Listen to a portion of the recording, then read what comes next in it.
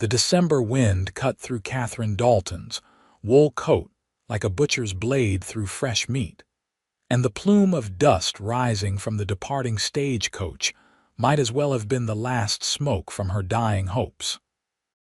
She stood frozen in the middle of Lusk, Wyoming's single dirt road, her traveling trunk at her feet and her heart hammering against her ribs as the reality of her situation crashed over her like a cold wave. The driver had refused to wait even 5 minutes while she retrieved her belongings from the boarding house, and now she watched the coach disappear into the gray December afternoon, carrying with it her only guaranteed passage to Cheyenne, where her teaching position awaited. Catherine pressed her gloved hands to her face, forcing herself to breathe slowly despite the panic clawing at her throat. She was 22 years old, alone in a town she'd only stopped in for the night, and the next stagecoach wouldn't arrive for another week according to the schedule posted outside the now-closed ticket office. The year was 1884, and a woman traveling alone was precarious enough without being stranded in a rough frontier town with limited funds and winter settling in hard. The street was nearly empty in the bitter cold, just a few horses tied outside the saloon and a dog nosing through refuse near the general store. Catherine picked up her trunk, struggling with its weight, and carried it toward the boarding house where she'd spent the previous night. Mrs. Henderson, the proprietress, had been kind enough, but Catherine's funds were severely limited. She had enough money for perhaps 3 more nights of lodging and meals if she was careful, but after that, she'd be in dire circumstances indeed. She was halfway to the boarding house steps when she heard the creak of wagon wheels behind her. Catherine turned to see a freight wagon pulling to a stop, its bed loaded with supplies covered by canvas tarps. The man driving it set the brake and climbed down with an easy grace that spoke of years in the saddle. He was tall, probably in his mid-20s, with dark hair that needed cutting and eyes the color of creek water in summer. His sheepskin coat was worn but well-maintained, and his boots showed the scuffed leather of hard work. "Miss, you look like you just lost something important," he said, his voice carrying a warm drawl that suggested Texas origins. He touched the brim of his hat politely, his gaze direct but respectful. Catherine straightened her spine, determined not to appear as desperate as she felt. "The stagecoach left without me. I was only 5 minutes late returning, but the driver wouldn't wait." The cowboy's jaw tightened. "That would be Clem Morrison. He's got a mean streak and no patience for anyone who isn't exactly where he expects them to be." "Where were you headed?" "Cheyenne. I have a position waiting there, teaching at the girls' academy. I'm expected by January 5th, and the next stage doesn't leave until well after that date."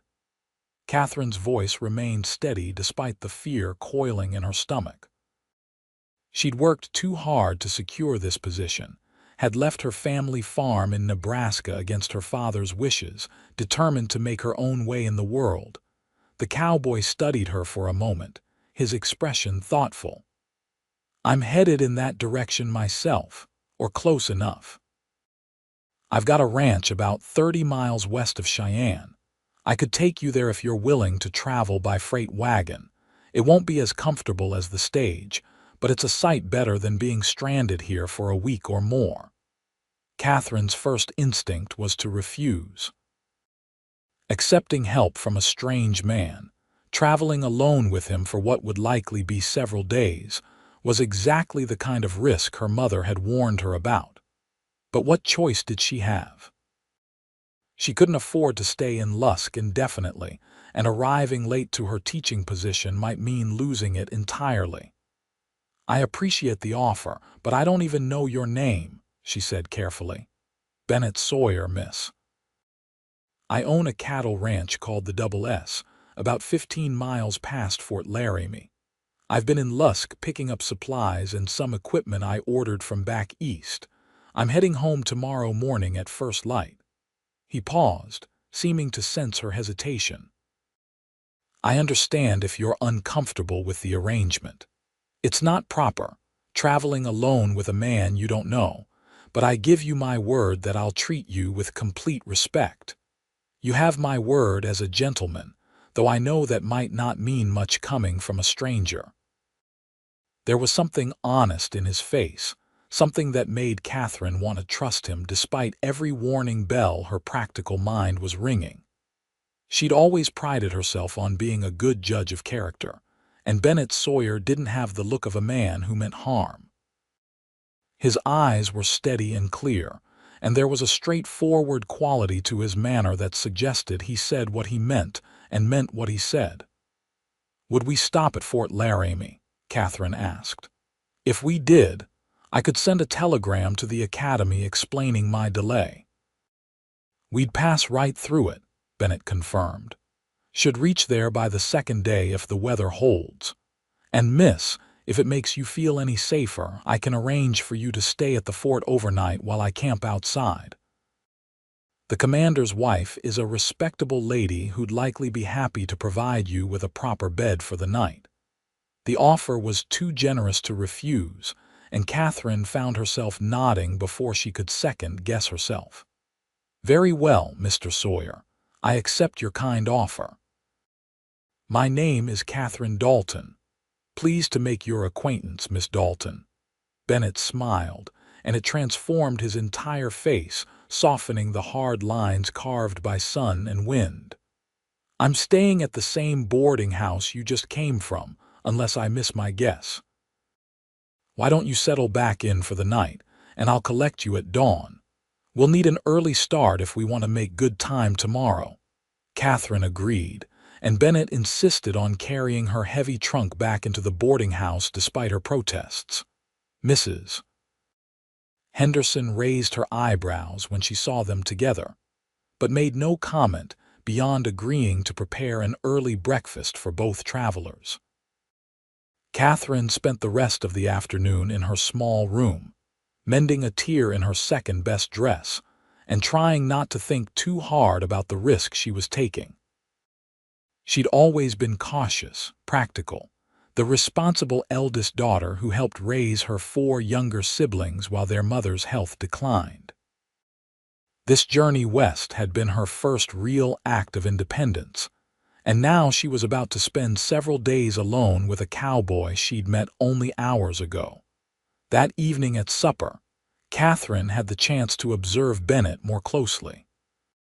He ate with good manners despite his rough clothing, and he spoke politely to Mrs. Henderson, asking after her rheumatism and complimenting her cooking with what seemed like genuine appreciation. He didn't drink alcohol with his meal, just coffee, and when another boarder, a rough-looking prospector, made a crude comment about a woman traveling alone, Bennett's expression went cold in a way that made the man apologize immediately. "You handled that well," Catherine said quietly after the prospector had retreated to his room. Bennett shrugged. "A man ought to respect women, regardless of circumstances. My mother raised me to believe that a woman's reputation is sacred, and any man who damages it with careless words isn't worth the air he breathes."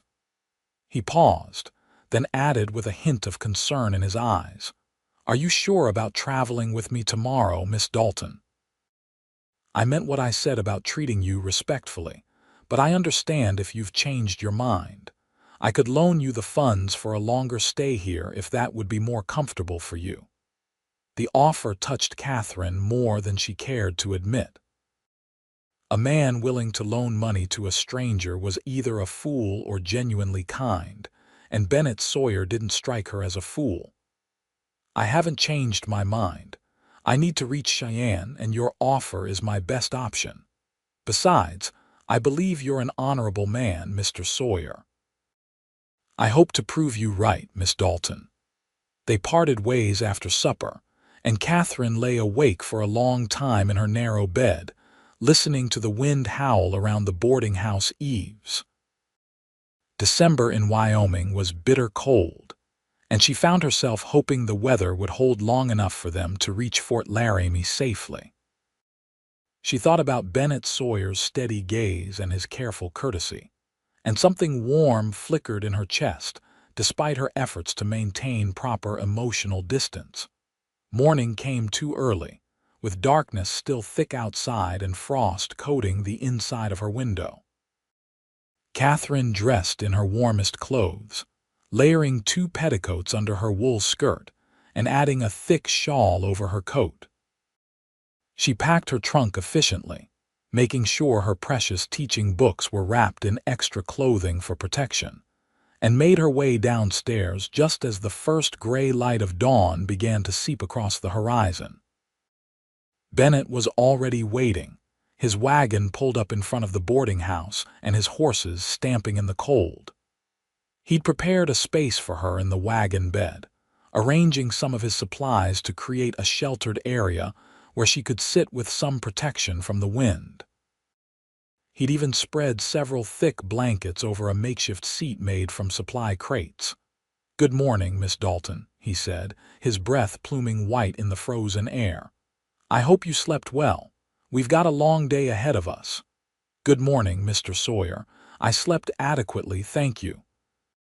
Catherine accepted his hand as he helped her up into the wagon, trying to ignore the way her heart skipped at the brief contact. He had strong hands, work roughened but gentle, and his touch was brief and proper. "Mrs. Henderson brought out a basket packed with bread, cheese, and apples for their journey, and Bennett paid her generously despite the landlady's protests. Then they were rolling out of Lusk as the sun crept over the eastern horizon, painting the snow-dusted plains in shades of pink and gold. The landscape stretched endlessly in all directions, broken only by occasional stands of cottonwood trees along frozen creek beds and distant ridges rising like ancient bones against the sky. The wagon seat was wide enough that Catherine and Bennett sat with proper distance between them, and she was grateful for his consideration. The cold was intense, seeping through her layers of clothing despite the blankets he'd provided, but the sky remained clear, and the wind was relatively calm. Bennett handled the horses with practiced ease, his attention on the road ahead while he occasionally pointed out landmarks or wildlife. "That ridge to the south marks where the North Platte River runs," he said after they'd been traveling for an hour. "We'll be following it most of the way to Fort Laramie. The river's frozen this time of year, but come spring it runs high and fast with snowmelt from the mountains." "How long have you had your ranch?" Catherine asked, curious about this man who'd come to her rescue. "4 years now. I started with nothing but a piece of land I filed claim on and about 20 head of cattle I drove up from Texas. It's been hard work building it up, but I've got close to 200 head now and 4 good men working for me. We raise beef cattle, sell them to the army posts and to buyers in Cheyenne. It's a good life, honest work." Pride colored his voice, and Catherine could see the satisfaction in his face when he spoke of his ranch. "You came from Texas originally, born and raised on a ranch outside San Antonio." "My father had a big spread there, thousands of acres and hundreds of cattle. I learned ranching from him, but when he died, the ranch went to my older brother according to the will. I could have stayed on working for him, but I wanted to build something of my own. So I took my inheritance, such as it was, and headed north looking for opportunity. Found it in Wyoming territory." He glanced at her with a slight smile. "What about you, Miss Dalton? Where's home for you?" "Nebraska, on a farm near Omaha. My father grows corn and wheat, and my mother raised 6 children before her health failed. I'm the oldest, and I spent most of my life helping care for my younger siblings." Catherine paused, remembering the endless days of washing, cooking, mending, teaching the little ones their letters. I love my family, but I wanted something more than just waiting to marry a neighboring farmer and start the whole cycle over again. I wanted to use my mind to teach, to have some independence. So when I saw the advertisement for a teaching position in Cheyenne, I applied despite my father's objections. He thought it was improper for an unmarried woman to travel west alone and take employment. "But you came anyway," Bennett observed. I did. I suppose that makes me rebellious in his eyes. "I'd say it makes you brave." Bennett's tone was serious, and when Catherine looked at him, she saw genuine respect in his expression. "It takes courage to go against family expectations and strike out on your own. Most people never do it, just follow the path laid out for them whether it makes them happy or not." They talked throughout the morning, their conversation flowing easily despite the fact that they'd been strangers just yesterday. Catherine found herself genuinely enjoying Bennett's company. He was intelligent and well-spoken despite his lack of formal education, with a dry sense of humor that made her laugh. He asked thoughtful questions about her teaching plans and listened carefully to her answers, treating her opinions with a seriousness that she rarely experienced, even from men who considered themselves educated and enlightened. Around midday, Bennett stopped the wagon near a frozen creek to rest the horses and eat the lunch Mrs. Henderson had packed. He built a small fire to boil coffee, and they sat on a fallen log eating bread and cheese while the horses munched oats from their feed bags. The sun was bright overhead, and for the first time since the stagecoach had abandoned her, Catherine felt something like optimism about her situation. "How much farther to Fort Laramie?" she asked as Bennett poured her a tin cup of hot coffee. "We should reach it by tomorrow afternoon if the weather holds. The road gets rougher from here, though. We'll be climbing into higher country, and there's more chance of running into snow." He studied the sky with the practiced eye of someone who'd spent years reading weather signs. "Those clouds building to the west worry me a bit. Could mean a storm coming in." Catherine followed his gaze and saw the distant clouds massing on the horizon, dark and heavy-looking. "Should we turn back?" "No point. We're already halfway there, and Lusk doesn't have anything that Fort Laramie doesn't have better. We'll just need to push on and hope we stay ahead of it." Bennett's tone was matter-of-fact, but Catherine could see the concern in his eyes. They traveled through the afternoon, and the temperature seemed to drop with each passing hour. The clouds Bennett had pointed out moved closer, swallowing the blue sky bit by bit until the whole world seemed gray and heavy. By the time they made camp for the night, snow was beginning to fall in scattered flakes that swirled in the rising wind. Bennett found a sheltered spot beneath an overhang of rock where he could build a fire with some protection from the weather. He worked efficiently, unhitching the horses and rubbing them down before covering them with blankets and tying them where they'd have some shelter. Then he built up a good fire and stretched a canvas tarp from the rock face to his wagon, creating a rough shelter. "You should sleep in the wagon bed," he told Catherine as he prepared a simple meal of beans and bacon. "I've got plenty of blankets, and you'll be warmer there than on the ground. I'll sleep by the fire and keep it going through the night." "That hardly seems fair," Catherine protested. "You've been driving all day." "I'm used to it, Miss Dalton. I've slept out in worse conditions than this more times than I can count. Please, I'll rest easier knowing you're warm and comfortable." His tone left no room for argument, and Catherine found herself agreeing despite her guilt at taking the more comfortable sleeping arrangement. The snow fell harder as they ate, thick flakes that gathered on the canvas tarp and clung to their clothing. Bennett kept the fire blazing hot, and they huddled close to its warmth, Catherine sitting on a blanket-covered crate while Bennett sat on the ground with his back against a wagon wheel. The dancing flames cast shifting shadows across his face, highlighting the strong line of his jaw and the thoughtful expression in his eyes. "Tell me about your ranch," Catherine said, wanting to hear his voice to distract herself from the growing howl of the wind. "What's it like?" Bennett's face softened as he spoke. "It's beautiful country, Miss Dalton. The ranch sits in a valley with the Laramie Mountains rising to the west. There's a creek that runs through the property year-round, never goes dry even in the hottest summers. The house isn't much yet, just a cabin really, but it's solid and tight against the weather. I built it myself with help from my men. There's a barn for the horses and a bunkhouse for the hands, and good grazing land stretching for miles." He paused, staring into the fire. "Sometimes I stand on my porch in the evening and look out over the land, and I can hardly believe it's mine. That I built something real and lasting with my own hands." The longing in his voice tugged at something deep in Catherine's chest. She understood that feeling, that desire to create something meaningful, to leave a mark on the world.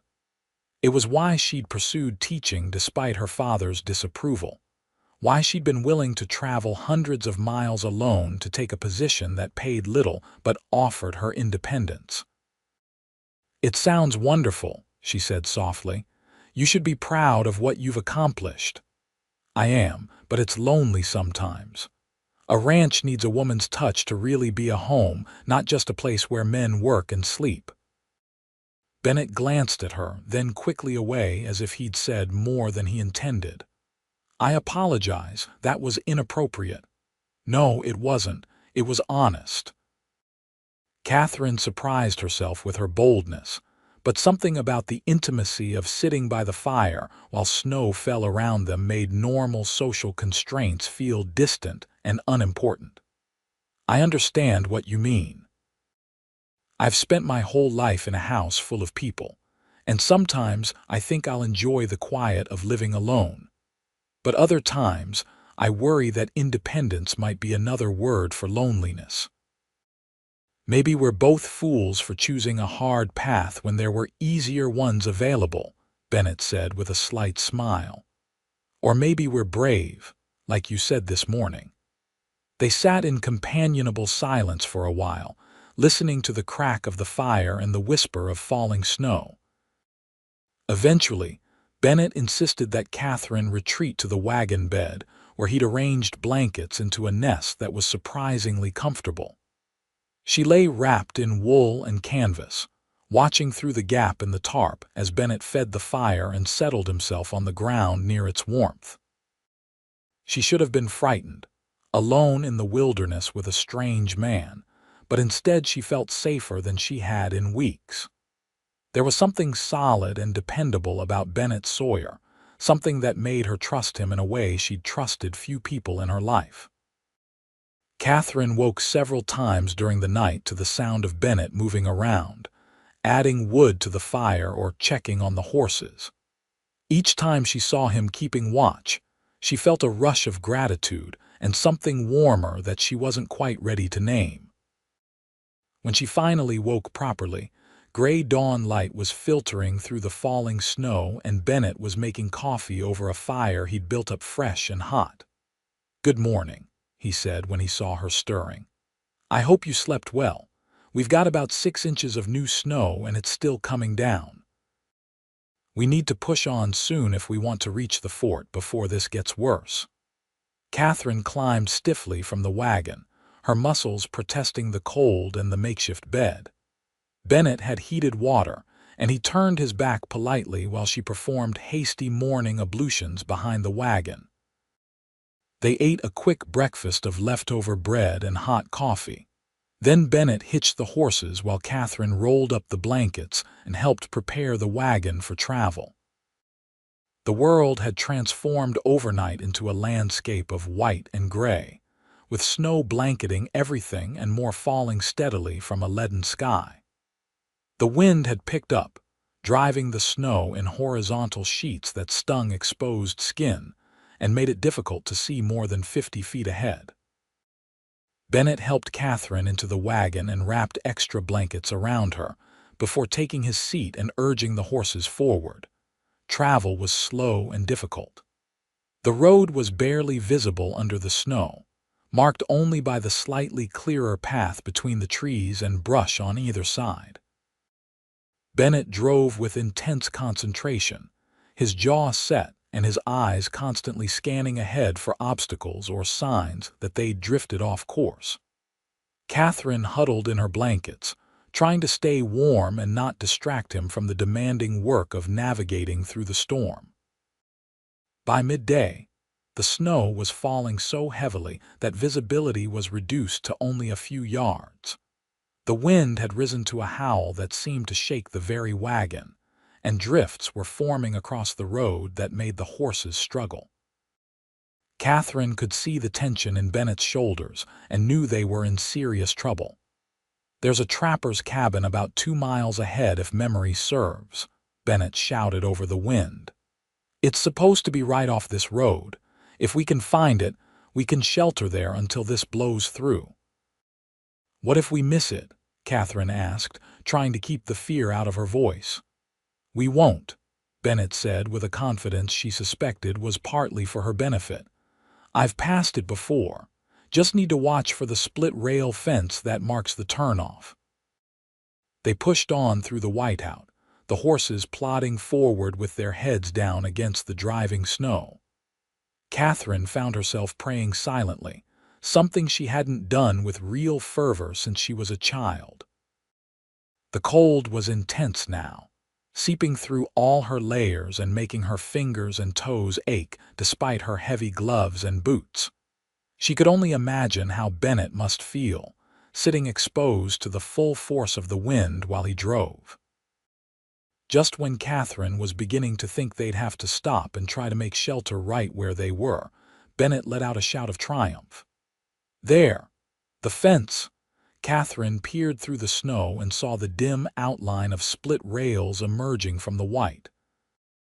Bennett turned the horses, and they followed the fence line for what felt like miles but was probably only a few hundred yards.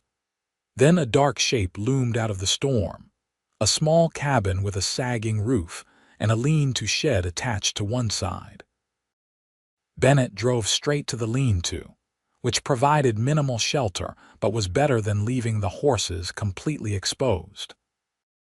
He moved with practiced efficiency despite the cold, unhitching the team and getting them under cover, rubbing them down and covering them with every blanket he could spare. Then he grabbed Catherine's trunk in one hand and her arm with the other, and they struggled through the knee-deep snow to the cabin door. The door was barred but not locked, secured with a simple wooden beam across the inside that Bennett was able to lift by reaching through a gap in the poorly fitted frame. They stumbled inside, and Bennett immediately pushed the door shut against the wind, dropping the bar back into place. The cabin was small, maybe 12 feet square, with a stone fireplace taking up most of one wall and a simple rope bed frame in the corner. There was a rough table, 2 chairs, and shelves along one wall that held a few supplies. The floor was packed dirt, and gaps in the chinking between the logs let in fingers of cold air, but it was infinitely better than being outside in the storm. "Trapper's cabin," Bennett explained, already moving to the fireplace where someone had left firewood stacked neatly. "Common courtesy out here is that anyone can use them in an emergency as long as you leave it in as good or better condition than you found it. Usually you leave supplies if you can to replace what you used."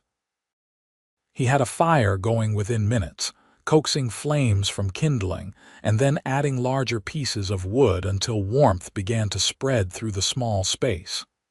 Catherine stood by the hearth, shaking with cold and relief in equal measure. They'd made it. They were safe, at least for now. "Let me see your hands," Bennett said, coming to stand before her. His face was raw from the wind, his dark hair crusted with snow, but his eyes were full of concern. "I need to make sure you don't have frostbite." Catherine peeled off her gloves with stiff fingers, and Bennett took her hands in his, examining them carefully.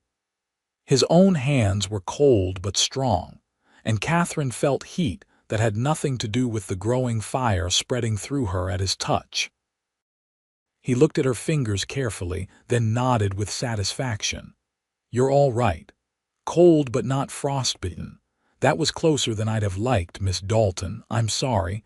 I should have turned back when I first saw those clouds. You got us to shelter, that's what matters." Catherine looked up at him, suddenly very aware of how close he was standing, how his hand still held hers. "Thank you, Bennett." It was the first time she'd used his given name, and she saw something flicker in his eyes at the sound of it. For a long moment, they stood frozen, the wind howling outside and the fire crackling beside them, and Catherine felt the air between them charge with something electric and dangerous. Then Bennett released her hands and stepped back, his expression carefully neutral. "We should get you warm properly. There are blankets on that bed frame, and they look clean enough. Wrap yourself up while I see about finding us something to eat." Catherine did as he suggested, wrapping herself in the musty but serviceable blankets while Bennett explored the cabin's meager supplies. He found cornmeal, some dried beans, a bit of salt, and to his obvious delight, a tin of coffee. He also found a large pot and a smaller pan, both well used but clean. "Looks like we'll be eating cornmeal mush for supper," he announced. "Not fancy, but it'll be hot and filling.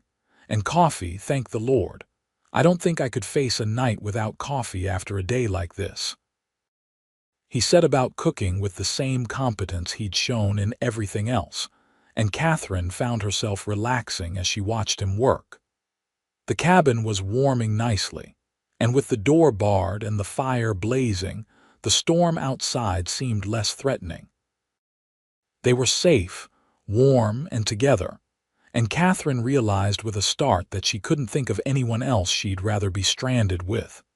They ate their simple meal sitting on the floor by the fire, their backs against the bed frame, and talked as darkness fell outside.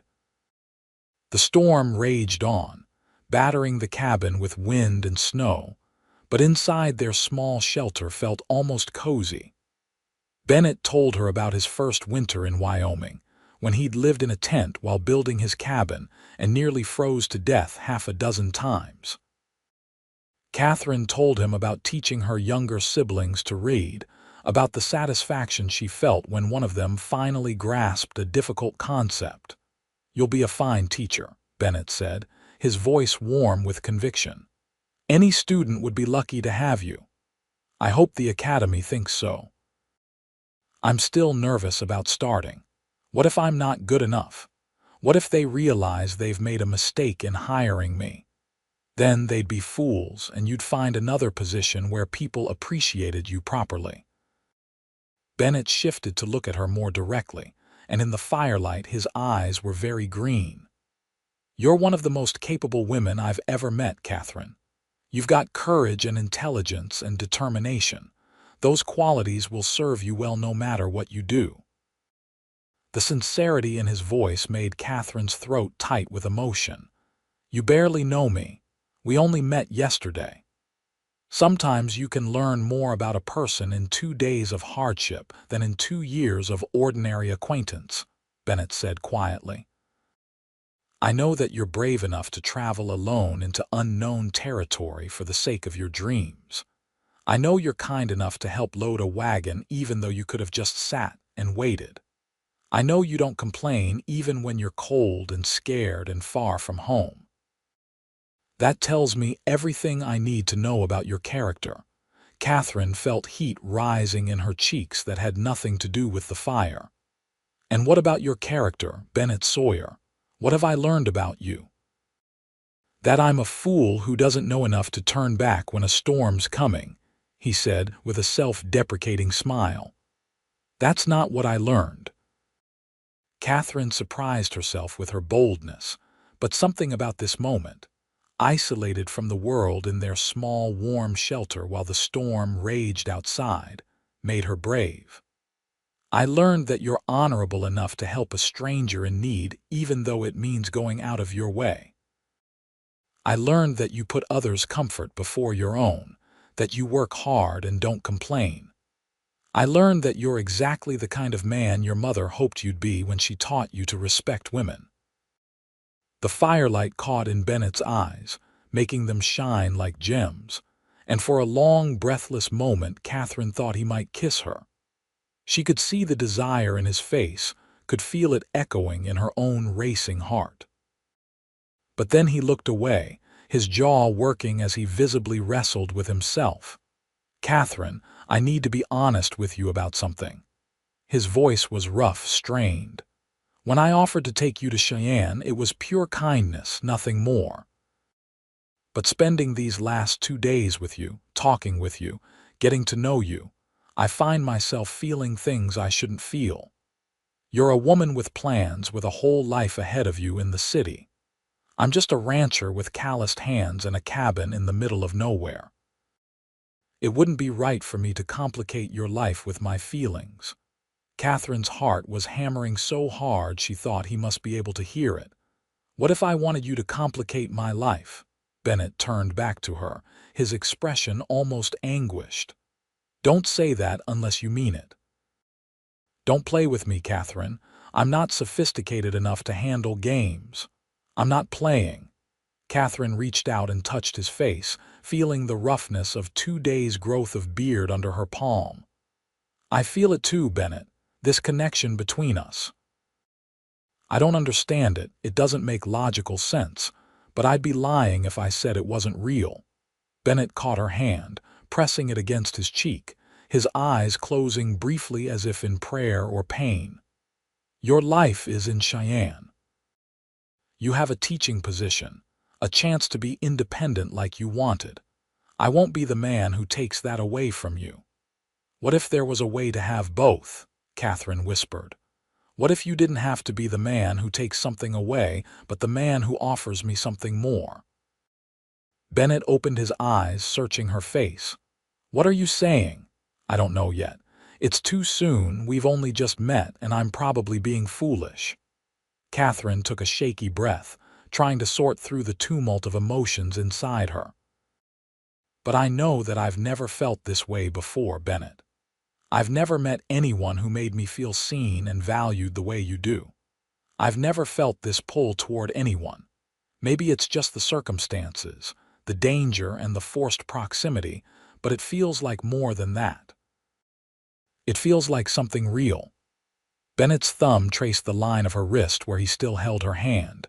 "It feels real to me too, more real than anything I've felt in years. But Catherine, I live a hard life out here. Ranch work is brutal, especially in winter. I can't offer you city refinements or an easy existence. And I won't ask you to give up your teaching. If there's going to be anything between us, it has to be something that lets you be who you are, not some diminished version of yourself." The fact that he understood that he valued her independence and her dreams, made Catherine's feelings crystallize into certainty. This was no passing fancy born of proximity and danger. This was something deeper, something worth exploring even if it meant risk and uncertainty. "I need to take the teaching position," Catherine said slowly, working it out as she spoke. "I committed to it, and I need to prove to myself that I can do it. But Cheyenne is only 15 miles from your ranch. That's not so far. And teaching positions are 9 months of the year. Summer would be free." Bennett's expression was a mixture of hope and caution. "Are you suggesting what I think you're suggesting?" "I'm suggesting that we don't have to decide everything right now tonight. I'm suggesting that we see where this leads, that we give ourselves a chance." Catherine felt a smile tugging at her lips despite the seriousness of the conversation. "Unless you've changed your mind about your feelings in the last 5 minutes." "Not in the last 5 minutes or the last 5 hours or likely in the next 5 years," Bennett said, and then he was kissing her, his lips warm and gentle against hers. The kiss was sweet and careful, a beginning rather than a conclusion, and when they pulled apart, Catherine felt dizzy with happiness and possibility. Bennett rested his forehead against hers, his breath coming fast. "We're moving fast," he murmured. "Maybe too fast." "Maybe," Catherine agreed. "Or maybe when something's right. You just know." They sat together by the fire until late into the night, talking about their pasts and their dreams for the future, stealing kisses like teenagers, despite the fact that they were both adults old enough to know better. Eventually, exhaustion overtook them, and Bennett insisted that Catherine take the rope bed while he made himself comfortable on the floor by the fire. Catherine protested, but eventually gave in, and she fell asleep wrapped in blankets with the sound of Bennett's steady breathing, and the crack of the fire creating a symphony of safety and contentment. The storm blew itself out by morning, leaving the world transformed into a crystalline wonderland of snow and ice. Bennett dug them out of the cabin, then worked to clear enough space for the wagon to move. The horses were fine, having weathered the storm in their rough shelter, and by mid-morning they were ready to travel again. The road to Fort Laramie was difficult but passable, and they arrived at the fort late that afternoon to find the garrison busy clearing snow and tending to storm damage. Bennett drove straight to the commander's headquarters, and within an hour, Catherine found herself sitting in a warm parlor drinking tea with Mrs. Colonel Harrison, the commander's wife, while Bennett arranged for a telegram to be sent to the Cheyenne Academy explaining her delay. Mrs.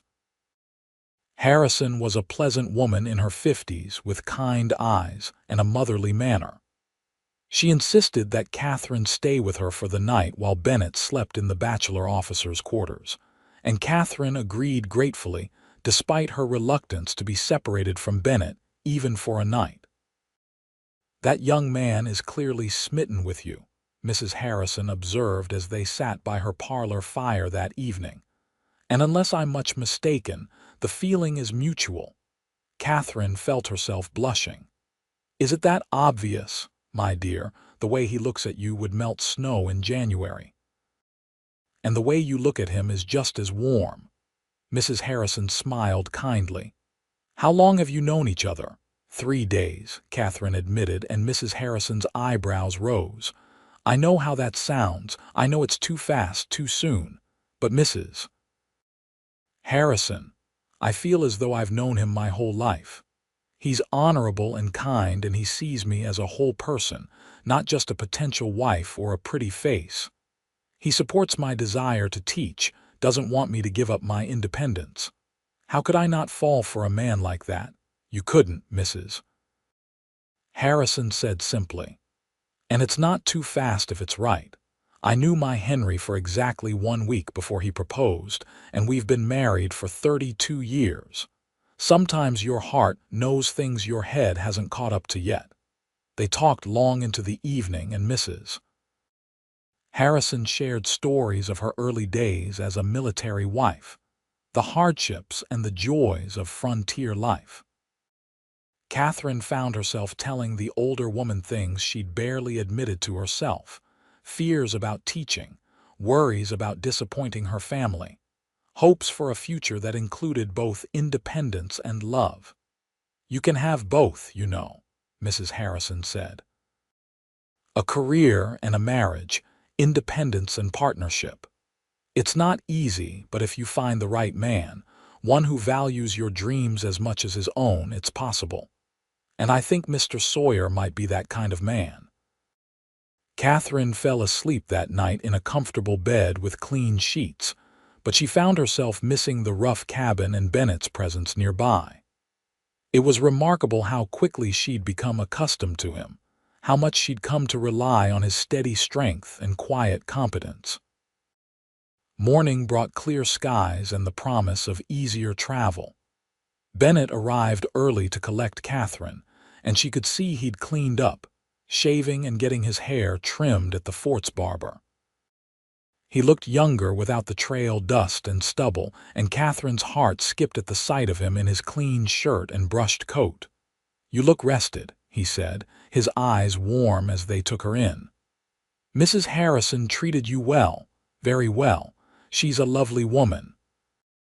Catherine accepted his hand as he helped her into the wagon, now repacked and ready for the final leg of their journey. How much farther to Cheyenne? 2 days if the roads are good. The fort commander said the main road was cleared yesterday, so we should make decent time. Bennett settled beside her on the wagon seat, closer than strict propriety demanded but not so close as to be scandalous. "Catherine, I've been thinking about what we talked about in the cabin." Catherine's stomach fluttered with nerves. And I want you to know that I meant everything I said. I have feelings for you, real and serious feelings, but I don't want to pressure you or make you feel obligated in any way. You need to start your teaching position with a clear head, not distracted by some cowboy who swept you off your feet during a snowstorm. So I'm suggesting that we take things slow once we reach Cheyenne. That I give you space to settle into your new life, and then in a few weeks, if you're still interested, I could court you properly. Call on you at the academy, take you to dinner, do things right. The thoughtfulness of the proposal, the respect it showed for her needs and her position, made Catherine fall even harder for him. "That seems very sensible." "But," Bennett said, clearly hearing the hesitation in her voice. "But I'm not sure I want to be sensible," Catherine admitted. "I've been sensible my whole life, Bennett. Sensible and responsible and careful. And where has it gotten me? To age 22 with nothing of my own except a teaching position I haven't even started yet. Maybe it's time I took a risk. Maybe it's time I followed my heart instead of my head." Bennett pulled the wagon to a stop right there in the middle of the road, turning to face her fully. "What are you saying, Catherine?" "I'm saying that I don't want to wait weeks to see you again. I'm saying that I know what I want and it's you. I'm saying that, yes, I'll take the teaching position and I'll work hard at it, but I also want to build a life with you. I'm saying that 3 days might seem too fast, but when you know, you know." Catherine took a deep breath, gathering her courage. "I'm saying that if you were to offer me your name along with your wagon, my answer would be yes." Bennett stared at her, his expression a mixture of joy and disbelief. "Catherine Dalton, are you proposing to me?" "I suppose I am." Catherine felt a laugh bubbling up despite her nerves. "Or at least I'm inviting you to propose to me, which seems more proper." Bennett's face split in a grin that transformed his entire appearance, making him look boyish and carefree. "Well then, Miss Dalton, would you do me the very great honor of becoming my wife?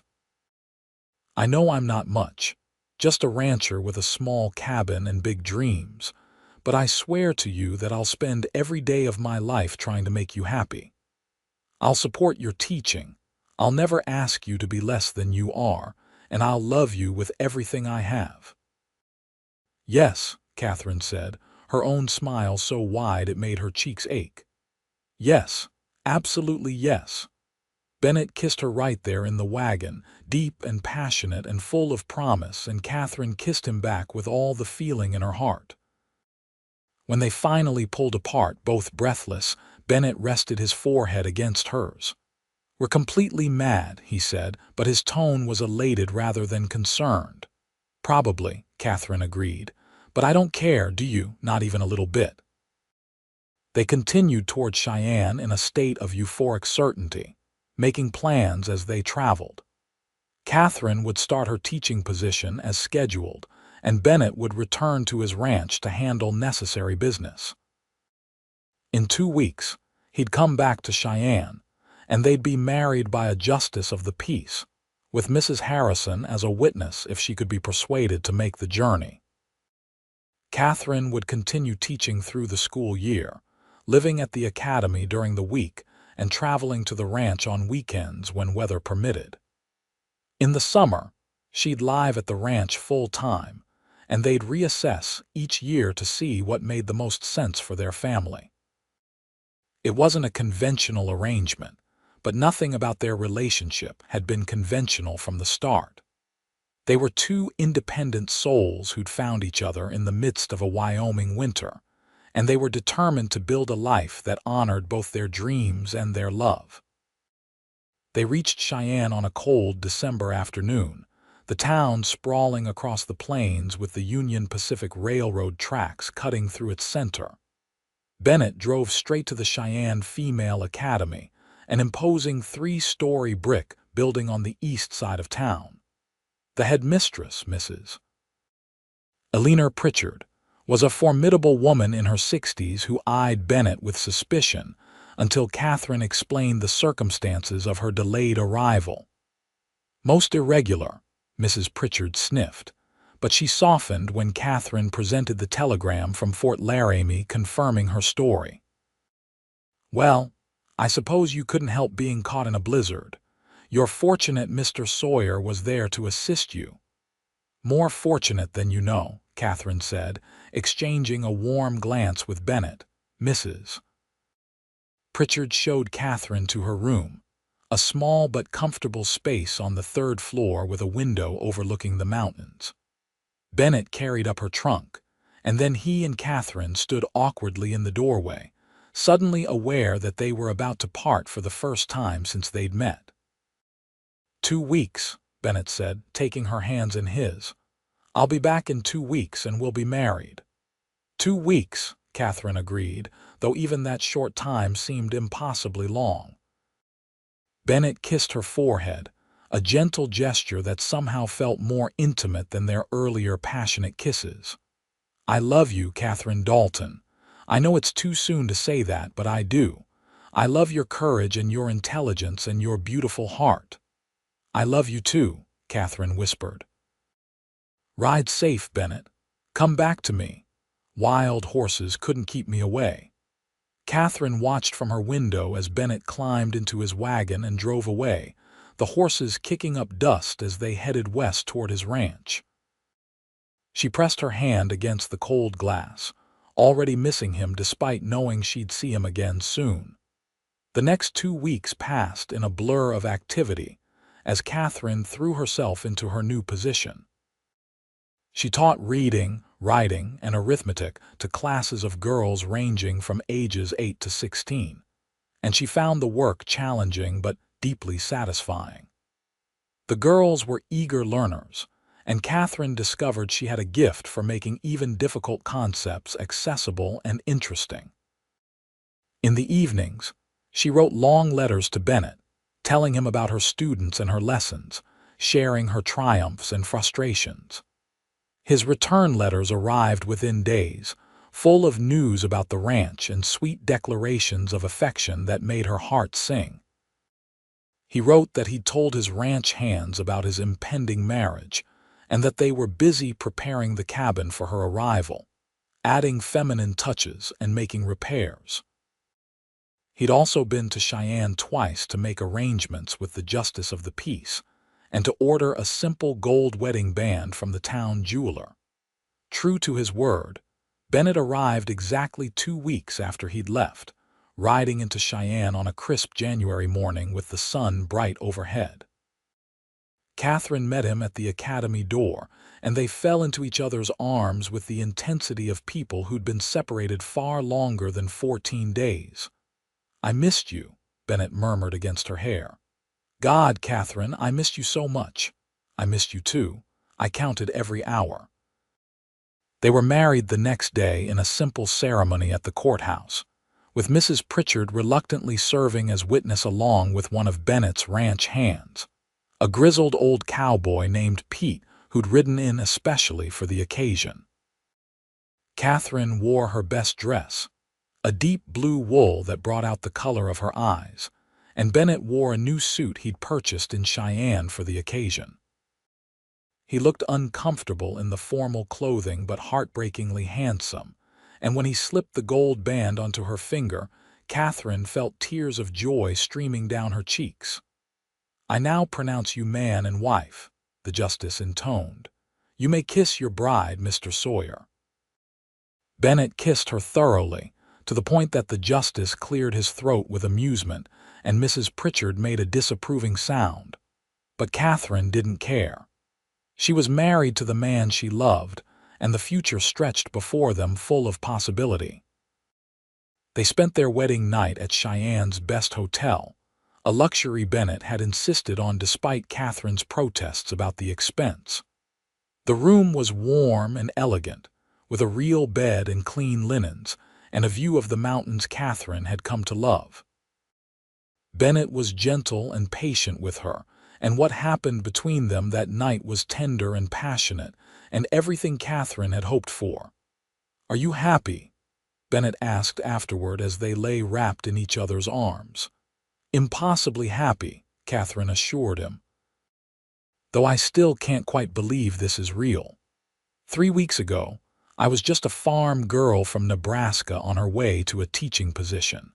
Now I'm married to a Wyoming rancher I met because a stagecoach left without me."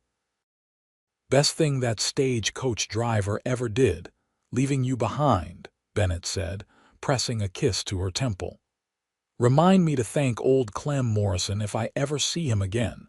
Catherine laughed, the sound muffled against Bennett's chest. "Somehow I doubt he'd appreciate your gratitude." "Probably not, but I don't care.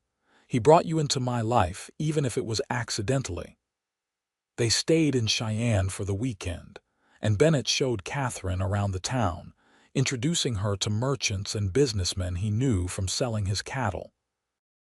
Everyone they met congratulated them on their marriage, and Catherine could see that Bennett was well respected in the community, known as an honest dealer and a hard worker. On Monday morning, Bennett drove Catherine back to the academy for the start of her teaching week. They'd agreed that during the school term, she'd live at the academy Monday through Friday, and Bennett would collect her each Friday afternoon to spend the weekends at the ranch. It meant more separation than either of them wanted, but it also meant Catherine could pursue her teaching career while building a marriage. "I'll be back Friday," Bennett promised as he prepared to leave. "And Catherine, if you find this arrangement doesn't work, if it's too hard or you're not happy, we'll figure something else out.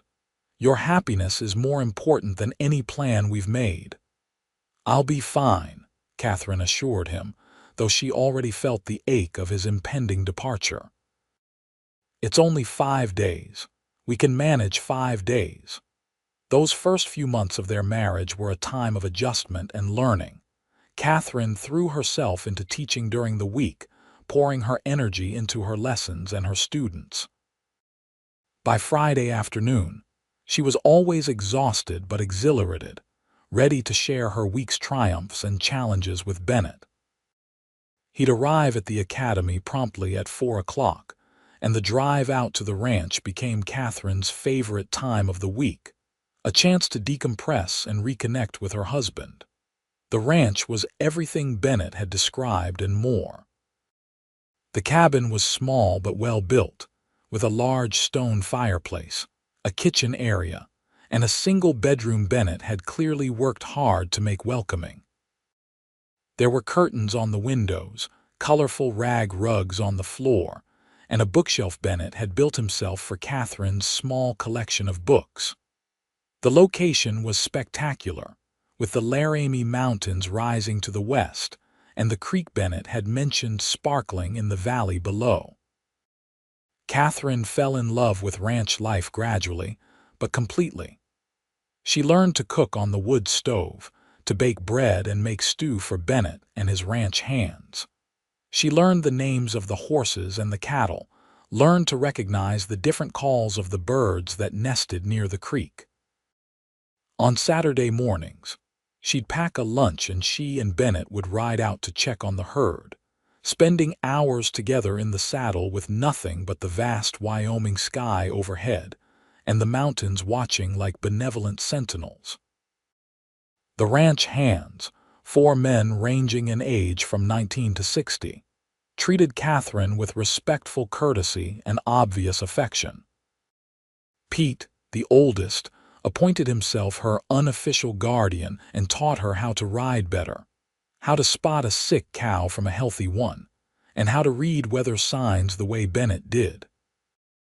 The youngest hand, a boy named Tommy who couldn't have been more than 20, blushed whenever Catherine spoke to him and worked twice as hard when she was around, clearly desperate to impress the boss's new wife.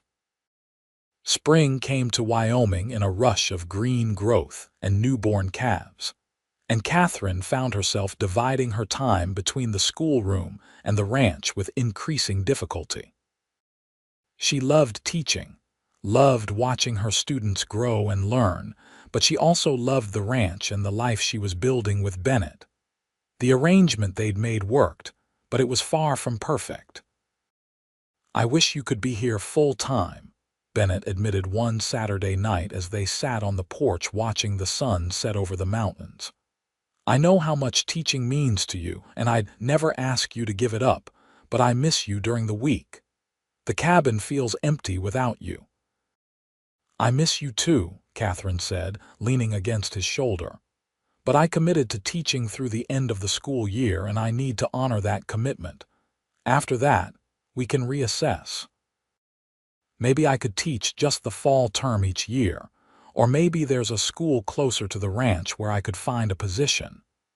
Or maybe you could teach the children of the ranch families in the area," Bennett suggested. "Pete was telling me there are at least a dozen families within 20 miles who have children needing education. Most of them can't afford to send their kids to school in Cheyenne, so the children go unschooled, or their mothers try to teach them at home with limited success. If you wanted to start a small school here at the ranch, those families would likely pay what they could for their children to attend." The idea took root in Catherine's mind immediately, growing and blossoming with possibility. A small ranch school where she could teach local children while still living full-time at the ranch with Bennett. It was perfect, addressing her desire to teach while also allowing her to build the life with her husband that they both wanted. "That could work," she said slowly. "We'd need to build a schoolhouse, nothing fancy but proper desks and a blackboard and shelves for books, and I'd need to let Mrs. Pritchard know I wouldn't be returning after this term." "We could build it this summer," Bennett said, excitement coloring his voice. "The hands could help, and we could have it ready by fall. Catherine, if this is what you want, I'll do everything in my power to make it happen." They spent the rest of the evening making plans, sketching out rough designs for the schoolhouse and discussing curriculum and supplies. By the time they went to bed, Catherine felt certain they'd found the right solution, a way to honor both her passion for teaching and her love for Bennett and ranch life. The school year ended in late May, and Catherine said goodbye to her students at the academy with mixed feelings. She'd grown fond of the girls and knew she'd miss them, but the prospect of starting her own school and living full-time at the ranch more than made up for the regret of leaving. Summer at the ranch was glorious. Catherine helped with the cattle when needed, but spent most of her time working on the schoolhouse with Bennett and the ranch hands. They built it near the creek, a simple one-room structure with large windows to let in light, and a small porch where students could eat lunch when the weather was nice. Bennett ordered desks and supplies from Cheyenne, and Catherine spent happy hours arranging the space and planning her curriculum for the fall.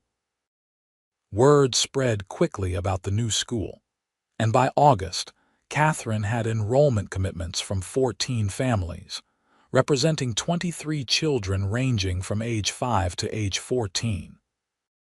Some families offered to pay in cash, others in goods like eggs or vegetables or labor, and Catherine accepted whatever they could offer. This wasn't about making money. This was about providing education to children who otherwise would have none, and Catherine couldn't imagine more satisfying work. The school opened the first week of September 1885, and Catherine threw herself into teaching with renewed passion. Having students of such varied ages and abilities in one room was challenging, but she developed a system where older students helped teach younger ones, creating a community of learning that benefited everyone. Parents were grateful and complimentary, often lingering after dropping off their children to chat with Catherine about their progress or to bring small gifts of appreciation. Meanwhile, the ranch prospered under Bennett's careful management. The cattle herd grew, and he was able to hire 2 additional hands to help with the increased work. The cabin, which had seemed adequate when it was just the 2 of them, began to feel cramped, and that fall Bennett started planning an addition that would add a proper parlor and a second bedroom. "Why do we need a second bedroom?" Catherine asked, though she suspected she knew the answer. Bennett's eyes were warm as he pulled her close. "I'm hoping we'll need it for a nursery eventually. Unless you don't want children." "I want children," Catherine assured him. "I want a whole house full of them eventually. I just wasn't sure when you wanted to start." "I want to start whenever you're ready," Bennett said, "though I'll admit I've been thinking about it a lot lately. Watching you with your students, seeing how patient and loving you are with them, makes me imagine what kind of mother you'll be to our own children." As it happened, the question of when became moot when Catherine realized in October that she was already with child. The pregnancy was unexpected but joyously welcomed, and Bennett became almost comically protective, insisting Catherine rest more and not lift anything heavy. Catherine tolerated his hovering with amused patience, continuing to teach through the winter while her body changed and grew. Their daughter was born in late May of 1886, delivered with the help of a midwife from one of the neighboring ranches, and with Bennett pacing anxiously outside the bedroom door. She was perfect, tiny and pink and healthy, with a shock of dark hair like her father and lungs that proved she had no trouble making her needs known. "What should we name her?" Bennett asked, cradling his daughter with tender awe while Catherine rested against the pillows. "I was thinking about my grandmother's name. Rose. Rosalina, after my grandmother and Mrs. Pritchard, who was kinder to me than I realized at the time." "Rosalina Sawyer," Bennett said, testing out the name. "It's perfect, she's perfect. Catherine, we made a person. An actual person." Catherine laughed at the wonder in his voice. "We did indeed, and I have a feeling she's going to keep us very busy." Rose proved to be a content baby who thrived on the ranch, and by fall, Catherine was back to teaching with Rose in a cradle near her desk. The students were enchanted with the baby, and the older girls fought for the privilege of holding her during recess. Catherine found that motherhood and teaching complemented each other beautifully, each role enriching the other. 2 years later, their son was born, and they named him James Bennett Sawyer after Bennett's father. Jamie, as they called him, was more active than Rose had been, walking at 9 months and getting into everything with fearless determination. Bennett adored both his children, but seemed particularly delighted with his son, taking Jamie with him on ranch rounds as soon as the boy was old enough to sit a horse. Life settled into a rhythm that felt almost too good to be true. The school continued to grow, with Catherine eventually having to hire an assistant teacher to help manage the 35 students now enrolled. The ranch prospered year after year, allowing Bennett to purchase additional land and expand his herd. They built the addition to the cabin, then another, until the modest cabin had grown into a proper ranch house with 4 bedrooms, a real parlor, and a dining room large enough to host dinners for neighboring families. Catherine never regretted the choice she'd made that December day when the stagecoach left without her. If she'd made that coach, she would have arrived in Cheyenne on schedule and started teaching at the academy, probably working there for years in comfortable anonymity. She might have eventually married, probably to some shopkeeper or clerk, and had a respectable, predictable life. Instead, she'd been stranded, rescued by a cowboy who offered his wagon and his name, and found a love deeper and more satisfying than she'd ever imagined possible. On their 10th wedding anniversary, Bennett took Catherine on a picnic to the spot where he'd first stopped the wagon to offer her a ride. It was December again, cold but clear, and they sat wrapped in blankets eating sandwiches and drinking coffee from a thermos while they watched their children, Rose now 9 and Jamie 7, play in the snow nearby. "You remember standing in that street in Lusk, watching the stagecoach leave?" Bennett asked. "I remember thinking my life was over," Catherine admitted, "that I'd lost my one chance at independence and a meaningful career. And instead I found something better. I found you and the ranch, and a way to teach that's more fulfilling than anything I could have done at the academy. I found a partner who values me as an equal, who supports my dreams while building his own. I found love and family and a life that feels purposeful." Catherine leaned her head on Bennett's shoulder. "I found everything, Bennett, because a stagecoach left without me and a cowboy was kind enough to offer me a ride. Best decision I ever made," Bennett said, kissing her temple, "asking you to share my wagon. Though I'll admit, I had no idea it would lead to all this.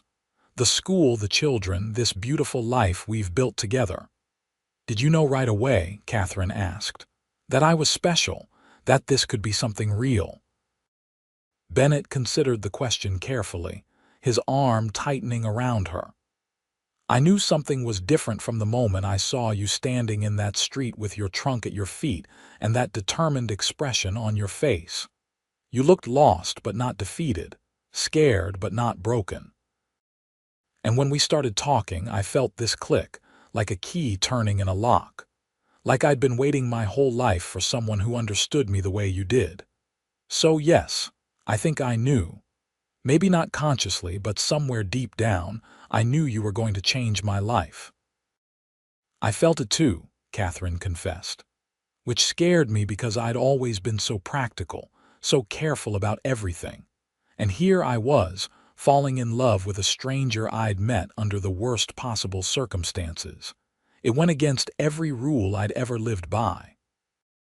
"And thank God for that," Bennett said with a grin. "Because if you'd been practical, you would have waited for the next stagecoach and I never would have seen you again. The thought of that, of you just being a woman I saw once and never spoke to, is unbearable." They sat in comfortable silence for a while, watching Rose and Jamie build a snowman. The children were laughing, their cheeks red with cold and exertion, and Catherine felt her heart swell with love and gratitude for everything she had. More years passed, marked by the changing seasons and the growing children. Rose proved to have Catherine's love of learning and became her mother's assistant at the school by the time she was 14, showing a natural gift for teaching. Jamie had his father's affinity for ranching and spent every moment he could working alongside Bennett, learning the business from the ground up. In 1893, when Catherine was 31 and Bennett was 34, they welcomed their third child, another daughter they named Grace. By then, Rose was 12 and Jamie was 10, and both children doted on their baby sister with protective devotion. The ranch house rang with laughter and the chaos of family life, and Catherine often found herself pausing in the middle of some mundane task, overwhelmed by how blessed she was. The school continued to be a cornerstone of the community, with Catherine's reputation as an excellent teacher spreading throughout the region. Families moved to the area specifically because of the school, and the surrounding community grew and prospered. The original schoolhouse had to be expanded twice to accommodate the growing enrollment, and Catherine eventually hired 2 full-time assistant teachers to help manage the nearly 60 students now attending. Bennett's Ranch became one of the most successful in the region, known for the quality of its cattle and the fairness of its owner. He treated his ranch hands well, paying them decent wages and providing good living conditions, which meant he never lacked for capable help. He was elected to the territorial legislature in 1895 and served 2 terms, working on legislation to support small ranchers and improve education in rural areas. Through it all, Catherine and Bennett's love for each other never dimmed. If anything, it grew stronger with each passing year, deepened by shared challenges and triumphs, by the everyday intimacy of building a life together. They still made time for each other despite the demands of children and ranch and school, still took evening rides when weather permitted, still sat on their porch in the evenings talking and watching the sunset. When Wyoming achieved statehood in 1890, they celebrated with a party at the ranch that drew families from 50 miles around.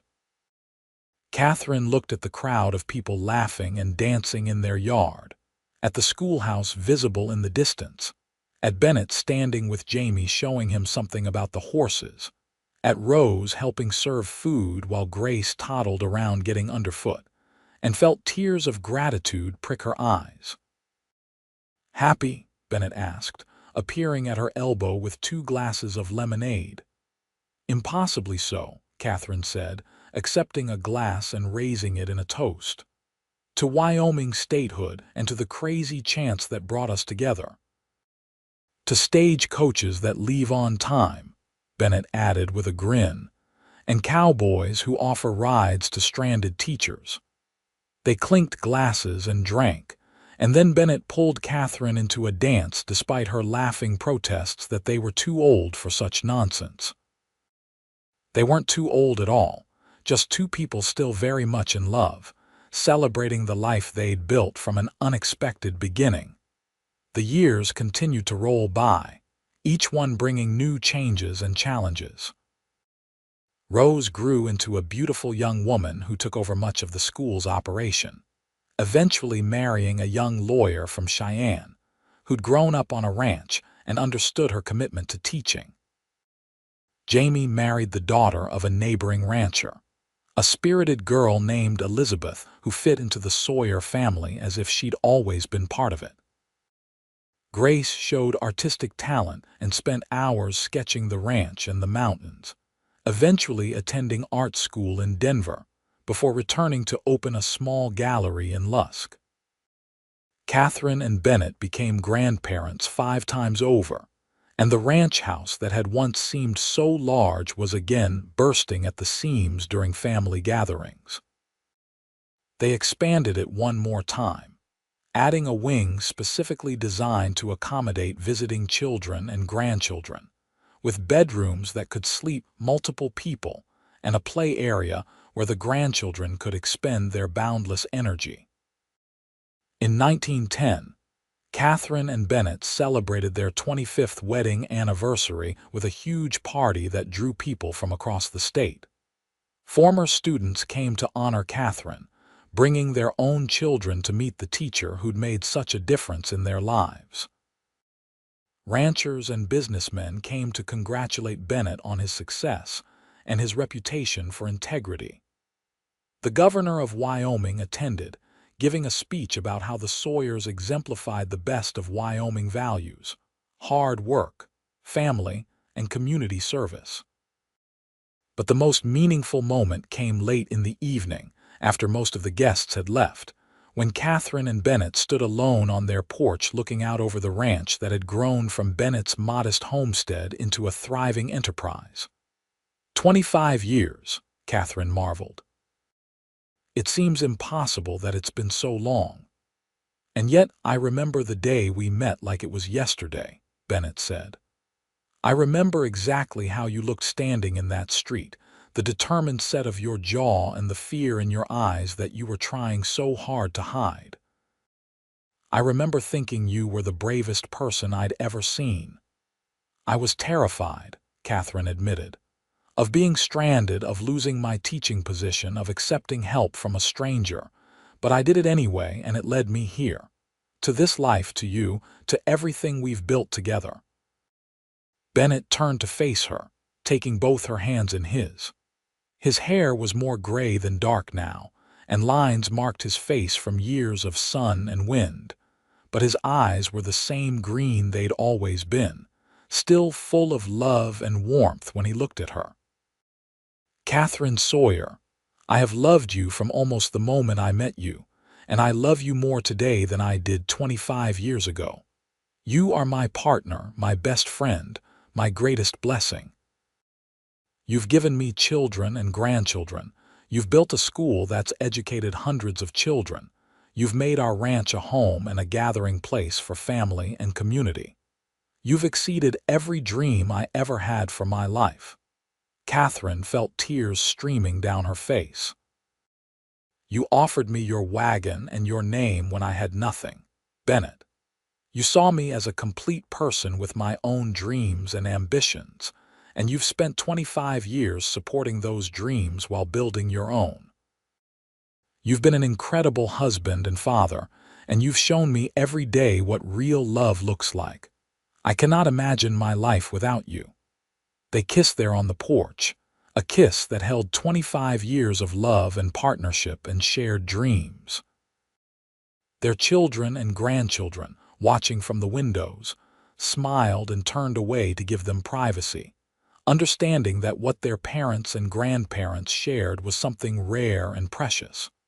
More years passed, gentler now as Catherine and Bennett moved into their 60s. They handed over much of the school's operation to Rose, though Catherine still taught a few classes each week because she couldn't imagine giving it up entirely. Bennett turned over most of the ranch management to Jamie, though he still rode out to check on the herd and offered guidance when asked. They took more time for themselves, taking trips to Denver and San Francisco, visiting friends and family they hadn't seen in years. But they always returned to the ranch with relief and joy, because this was home, this land where they'd built their life together.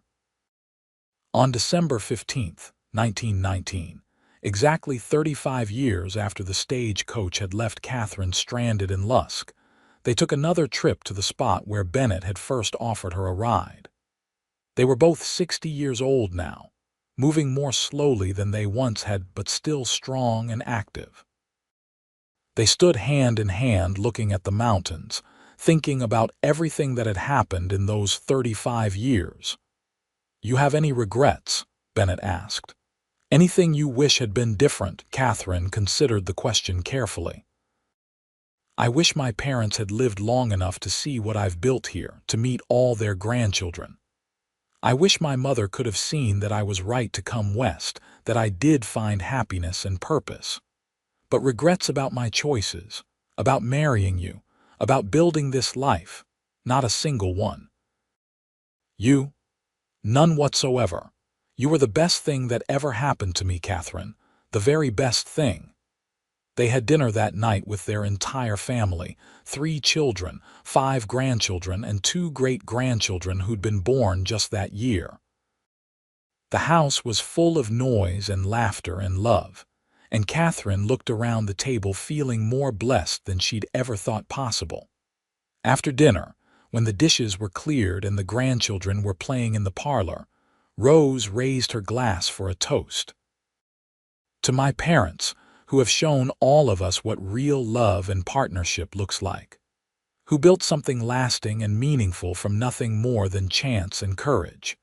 Who taught us to work hard, love deeply, and never be afraid to take a chance on something that feels right. Thank you for everything you've given us." Everyone raised their glasses and drank, and Catherine saw tears in Bennett's eyes that matched her own. They'd built something extraordinary, not just a successful ranch or a good school, but a family legacy of love and hard work and integrity that would extend far beyond their own lives. Catherine and Bennett lived well into their 80s, remaining active and engaged with their community until the very end. Bennett passed away peacefully in his sleep in 1935 at age 86, with Catherine holding his hand and their children gathered around his bed. Catherine followed him just 6 months later, unable or unwilling to continue without her partner of 50 years.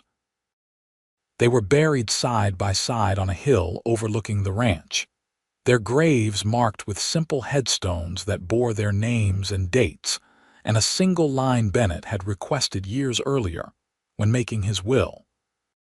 Catherine Stone read, "Beloved wife, mother, and teacher, who found her destiny when a stagecoach left without her." Bennett's read, "Beloved husband and father, who offered his wagon and his name and gained everything." Their legacy lived on through their children and grandchildren, through the school that still operated on ranch property educating local children, through the ranch itself, which remained in the Sawyer family for generations. But more than any physical legacy, they left behind the memory of a love story that began with a missed stagecoach and a cowboy's kindness, and grew into something extraordinary that touched hundreds of lives. Years after both Catherine and Bennett were gone, their great-great-granddaughter discovered a bundle of letters in an old trunk in the ranch house attic. They were the letters Catherine and Bennett had written to each other during those first months of their marriage, when Catherine was teaching at the academy during the week. The young woman read them with tears streaming down her face, moved by the tenderness and passion and deep respect that characterized every word. The final letter in the bundle was one Bennett had written to Catherine, but apparently never sent, found tucked in his desk after his death. It was dated on their 50th anniversary and read, "My dearest Catherine, as I sit here writing this, I am overwhelmed with gratitude for the life we have shared. 50 years ago, I saw a woman standing alone in a cold street, abandoned by a stagecoach driver with no patience, and I offered her a ride. I thought I was simply helping someone in need. I had no idea I was meeting my destiny, the woman who would transform my life in ways I could never have imagined.